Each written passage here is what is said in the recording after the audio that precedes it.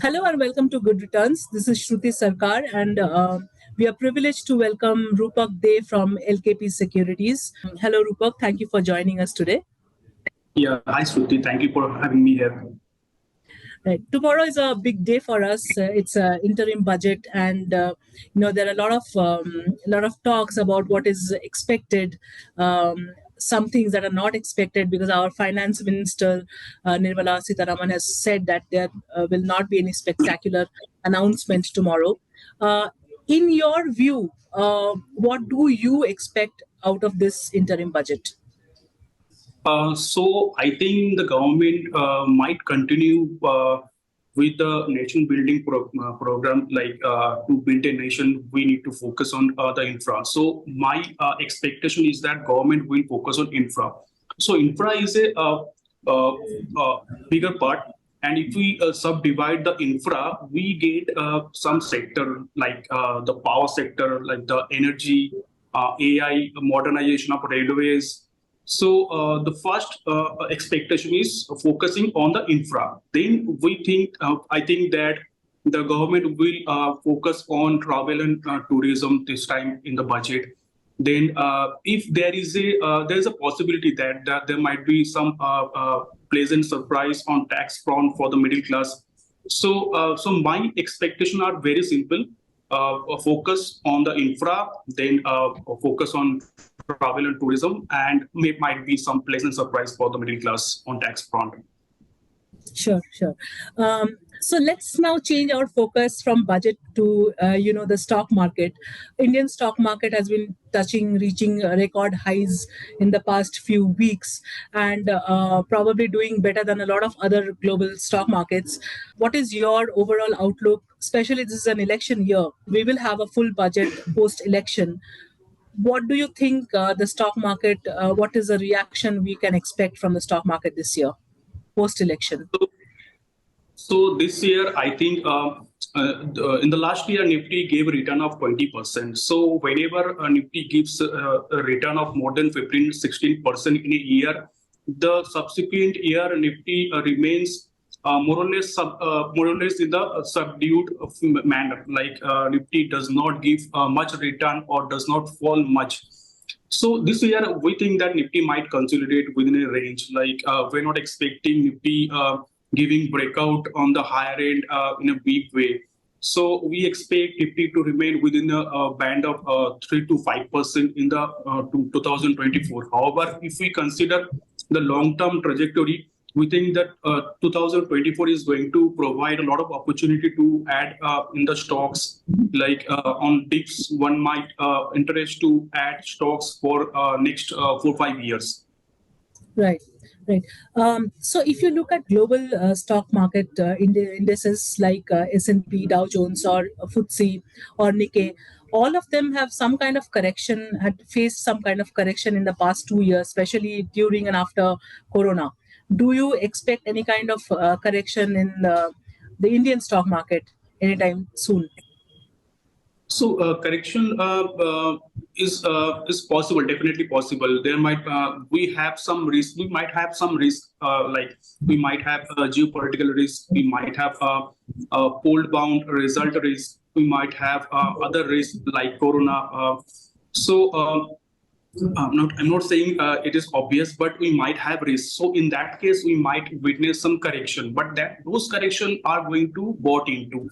So one should use those corrections to buy shares, not to show off the panic. Sure. And so if we consider the factors, what are the major factors that will drive Indian stocks this year? So this year, as I said, I'm not expecting great move in the Indian stock market, either on upside or on the downside. However, for the upside, I think the domestic demand and the falling US interest rate are going to provide a tailwind to the Indian stocks, because as soon as US start cutting its rate of interest, the FA inflow will increase, because when FA sees that there is a reducing difference between the Indian interest rate and the US interest rate, they will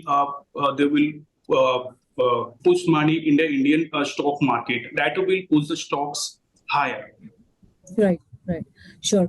So let's move on to central bankers, and let's talk about a little bit about inflation and rising interest rates, as you spoke earlier about the Fed, the ECB, and the BOE, who have raised interest rates to tame inflation. Inflation is still not where it's supposed to be in other countries. However, India probably is in a sweeter spot. How do you see this playing out? Because we have the RBI meet early next month, and at right now the repo rate is at 6.5%. When do you expect the RBI to start cutting rates and change its stance? So I think that on a global front, the Fed might start reducing rate after March. They have not confirmed anything, but they have not promised anything. But they said that they will go with the data. When the data is there, they will start cutting the rates. For RBI, there might be some problem to reduce the rate, because we have seen the deposits are not growing as much as the loans are growing. So to attract deposit, RBI banks may not reduce rates significantly. So we think that there might be some rate cuts. However, those rate cuts will be a bit at a slower pace. Sure. And IMF has actually revised India's GDP growth rate to 6.5% yesterday. We are obviously expecting moderate growth this year. What is your thought on that? Our Prime Minister Narendra Modi has said that India will soon become the third largest economy in the world. What are your views on this? So there is a great probability that India will become third largest economy in the world, and there is a huge possibility that India will touch 5 trillion economy very soon. And the IMF has increased their GDP projection for India for the next 2 years to 6.5%. Even the Finance Ministry has projected the India's real GDP growth at 7%. So we think that given the India's fundamental, we think I think that there is a possibility that India will reach its target by 2025 or so. We also have, certain sectors that we want to probably focus on. One would be clean energy, green energy. India is the president of G20. So what are your views on probably climate change? India's target is to achieve net zero by 2070. Do you have any thoughts on this, that if we can achieve it probably before that, what are the measures probably the companies should take to achieve net zero? So I think that India will definitely work towards to reach that target by the time, and the special focus will be given time to time. Starting from this budget, I think the focus will be given on clean energy also, and the corporates and the government are going to focus on achieving this target within the time. Right, sure. One last question, Rupak. If you had to give some investment advice to probably new investors, what would that be? So for new investor, I think the focus should be given on the basis of a current theme. Like the government is focusing on the empowering India, the empowering Indian manufacturing sector, and some sector which are going to remain in focus in the next 5 years. There might be the power sector. They might invest in energy sector stocks. Like they might want to invest in AI stocks. Sure. And modernization of railways will provide the investment opportunity in the space also. So I'm not recommending any stocks over here. However, I may refer some stocks like PFC, REC kind of stocks are going to return good returns over the next 4 to 5 years.